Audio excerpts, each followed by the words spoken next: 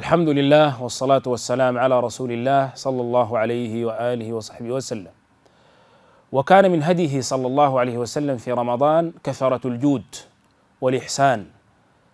روى ابن عباس رضي الله عنهما أن النبي صلى الله عليه وسلم كان أجود الناس بالخير، وكان أجود ما يكون في رمضان حين يلقاه جبريل فيدارسه القرآن، والذي نفسي بيده لرسول الله صلى الله عليه وسلم أجود بالخير من الريح المرسلة. ووجه الشبه بين جود النبي صلى الله عليه وسلم والريح المرسلة سرعة العطاء وكثرة العطاء. فرمضان موسم للجود والإحسان إلى الخلق، وهذا عمل عظيم. قال النبي صلى الله عليه وسلم: أحب الناس إلى الله أنفعهم، وأحب الأعمال إلى الله سرور تدخله على قلب مسلم، أو تطرد عنه جوعا، أو تقضي عنه دينا.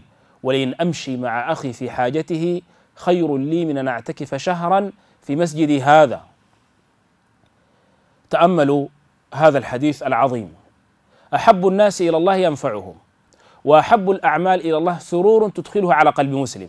هذا السرور قد يكون بشيء يسير، قد يكون بإفطار صائم، قد يكون بإهداء كيس صائم، قد يكون بأمر يسير. هذا أحب الأعمال إلى الله.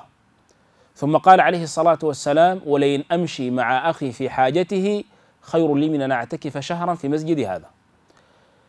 يمشي مع المسلم فيقضي له حاجة خير من اعتكاف شهر في المسجد النبوي. إذن فلنكثر من الإحسان في رمضان، فلنكثر من إفطار الصائمين، من تفقد الفقراء والمساكين. الصدقة أجرها عظيم جدا عند الله سبحانه وتعالى.